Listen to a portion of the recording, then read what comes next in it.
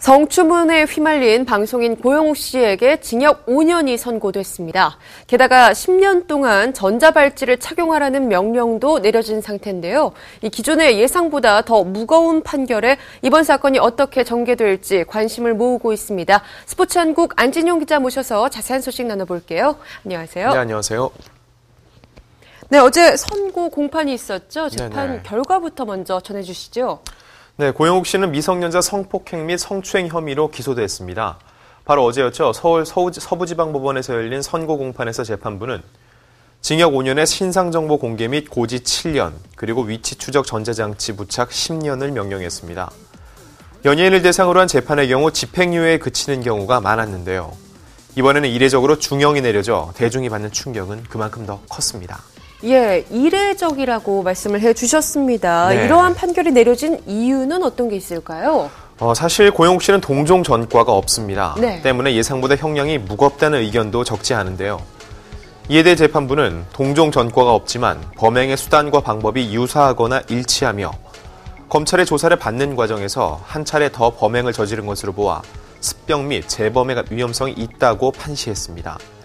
또한 물리적 행사가 없었다고 주장하고 있으나 피해자들이 모두 19세 미만의 사리분별력이 떨어지는 청소년인 점 등을 미뤄 죄가 인정되며 그 죄질이 가볍지 않다고 덧붙였습니다.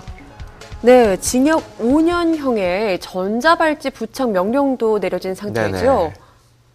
네, 그동안 연예인들이 관련된 성범죄 사건은 다수 있었지만 전자발찌 착용은 이번이 처음입니다.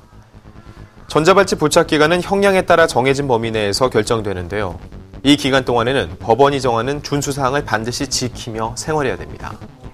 예, 이례적으로 조금 중한 이런 처벌이 내려졌습니다. 항소할 가능성도 있지 않나요?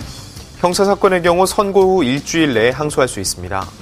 이날 선고 공판에 참석한 고영욱 씨의 변호인은 고영욱 씨와 상의한 후 결정하겠다며 아직은 알 수 없다고 조심스러운 반응을 보였는데요. 하지만 법조계 관계자들은 항소할 것이라고 입을 모으고 있습니다.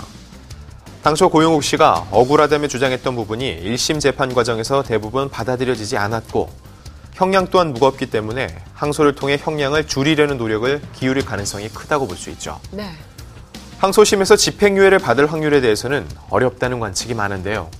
한 법조계 관계자는 1심 선고 형량이 높기 때문에 2심에서 상황을 역전시킬 결정적인 계기가 없다면 현재의 형량이 굳어지거나 조금 줄어드는 선에서 그칠 것으로 보인다며 실형을 면하긴 어려울 것으로 보인다는 회의적인 반응을 보였습니다.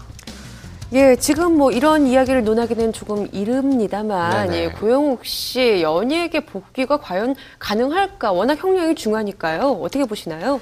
네, 담당 재판부는 최종 선고에 앞서서 과거 범죄 전력이 없고 또한 일부 피해자와 합의한 점을 감안하더라도 엄히 처벌해야 마땅하지만 피고인이 연예인으로 활동 및 앞으로 방송 활동이 불가능할 것으로 보이는 점 등 양형 조건을 고려했다고 설명했는데요.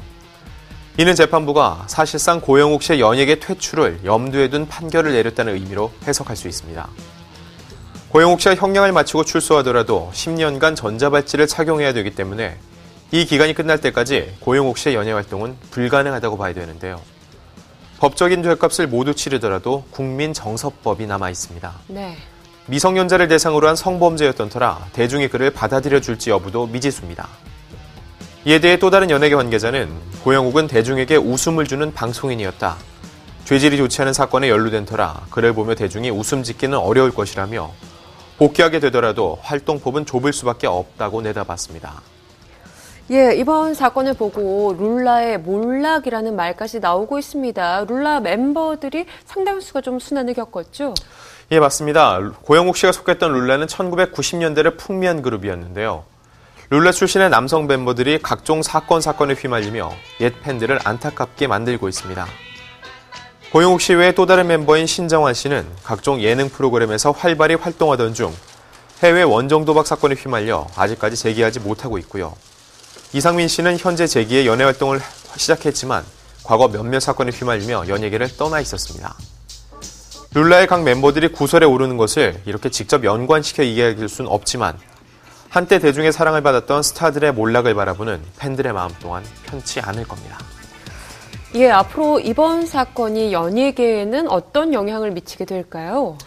네, 고영욱 씨 외에도 현재 성폭행 혐의를 받고 있는 배우 박시우 씨의 조사가 진행되고 있는데요. 네. 박시우 씨는 불구속 기소돼 검찰의 조사를 기다리고 있습니다. 물론 박시우 씨의 혐의에 대한 결론은 나오지 않았지만 유명 연예인들이 연이어 성추문에 휩싸이자 연예계를 바라보는 시선 또한 곱지 않습니다. 재판부는 이날 고영욱은 청소년의 선망을 받는 연예인으로 연예인의 지위를 적극적으로 범행에 이용한 것으로 보인다며 판시했는데요. 이는 연예인이라는 직업적 특성이 성범죄의 수단으로 이용될 수 있다고 본 겁니다. 대중들의 주목을 받는 연예인 사건의 경우 재판 결과의 여파도 큰데요. 소수 연예인들의 잘못이 연예계 전체의 잘못인 것처럼 인식되는 것은 물론 경계해야 될 겁니다. 네.